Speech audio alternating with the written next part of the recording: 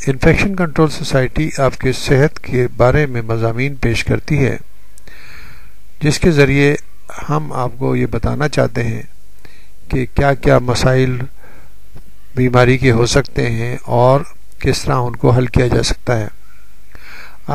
آج آپ کو ایک بہت ہی دلچسپ مضمون ہم آپ کو سناتے ہیں اور اس کے ذریعے ہم آپ کو بتائیں گے کہ دنیا میں بہت بڑی بڑی ہستیاں جو کہ ڈائبٹیز کا شکار رہی ہیں اور کس طرح وہ اپنی زندگی کو بہتر طریقے سے گزار رہی ہیں۔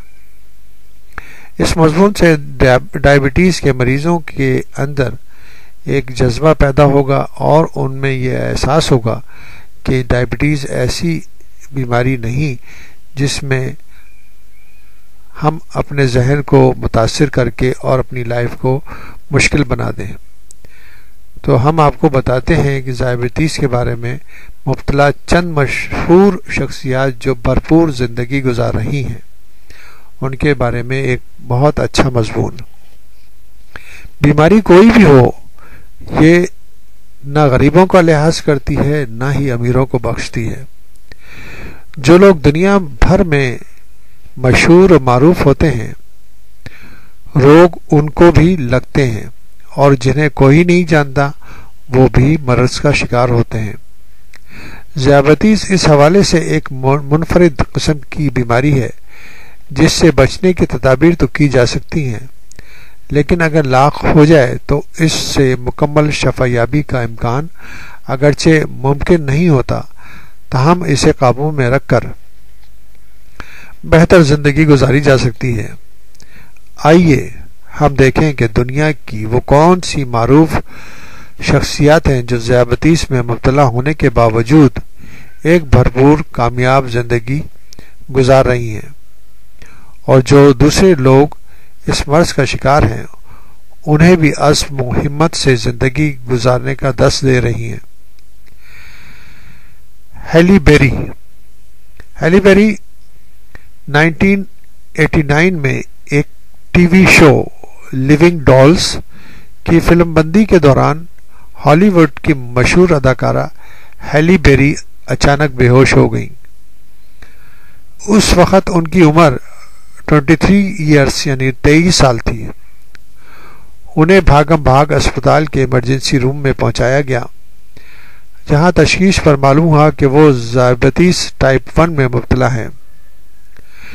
یہ ذیابیطس کی وہ قسم ہے جس میں لبلبہ یعنی کہ پینکریاس قدرتی طور پر انسولین تیار کرنے کے قاصر رہتا ہے، اور اس کمی کو انسولین کے انجیکشن سے پورا کیا جاتا ہے۔ کچھ عرصے پہلے یہ افواہ بھی گرم ہوئی کہ ہیلی بیری اب انسولین کے انجیکشن نہیں لے رہی ہیں کیونکہ ان کا ٹائپ 1 ڈائبٹیز ٹائپ 2 میں تبدیل ہو چکا ہے۔ تاہم اس میں کوئی حقیقت نہیں تھی، اس لیے کہ ایسا ممکن نہیں۔ آسکر انعام یافتہ اداکارہ بڑی صاف گوئی سے ذیابیطس کو کنٹرول کرنے کے بارے میں اکثر و بیشتر اپنے خیالات کا اظہار کرتی رہتی ہیں۔ شوبز کی دنیا میں مصروف رہنے کے علاوہ وہ جوینائل ڈائبٹیز ایسوسی ایشن جیسی تنظیموں کو ذیابیطس پر ریسرچ کے لیے فنڈ اکٹھا کرنے کے سلسلے میں بھی مختلف شوز کے انعقاد میں بھرپور حصہ لیتی ہیں، جس سے آپ کو اندازہ ہو سکتا ہے کہ کس طرح آپ بھی دنیا میں بہتر زندگی گزار سکتے ہیں۔ سلما ہائیک میکسیکن نژاد امریکن اداکارہ سلما ہائیک نے 2007 میں یہ انکشاف کیا تھا کہ وہ گیسٹیشنل ڈائبٹیز کی مریضہ رہ چکی ہیں۔ یہ ذیابیطس کی وہ قسم ہے جو دوران حمل لاحق ہوتی ہے۔ اس وقت سلما ہائیک کے بطن میں ان کی بیٹی ویلینا پرورش پا رہی تھی۔ امریکی اداکارہ کے خاندان کے کئی افراد ذیابیطس کے مریض ہیں۔ گیسٹیشنل ڈائبٹیز عموماً وضع عمل کے پریگننسی کے بعد از خود غائب ہو جاتی ہے، لیکن ایسی خواتین بھی بعد میں ٹائپ 2 ذیابیطس کا خطرہ بڑھ جاتا ہے یا دوسرے حمل میں ایک بار پھر گیسٹیشنل ڈائبٹیز کا امکان رہتا ہے۔ لیری کنگ 50,000 سے زائد انٹرویوز کرنے والے T V legend Larry king بھی ٹائپ 2 ذیابیطس کے مریض ہیں، لیکن وہ بہت کم اپنی اس بیماری کا ذکر کرتے ہیں۔ ڈائبٹیز فورکاسٹ پروگرام میں انٹرویو دیتے ہوئے لیری کنگ نے پہلی بار کھل کر اپنے اس مرض کے بارے میں بتایا۔ انہوں نے کہا کہ میں نے کبھی یہ پسند نہیں کیا کہ میں اپنی بیماری کا چرچا کروں۔ میں یہ کہہ چکا ہوں کہ مجھے ٹائپ 2 ڈائبٹیز ہے، اس لیے بار بار اس کی تفصیل بتانا اچھا نہیں لگتا۔ ہاں، اگر میں کسی دوسرے پروگرام میں مہمان کے طور پر شرکت کروں اور وہاں کوئی اس کے بارے میں مجھ سے سوال کرے تو میں اسے ڈسکس کرتے ہوئے خوشی ہوگی۔ میں سمجھتا ہوں کہ خود اپنے شو میں یہ بات بالکل غیر متعلق ہے اور مجھے کیا لاحق ہے۔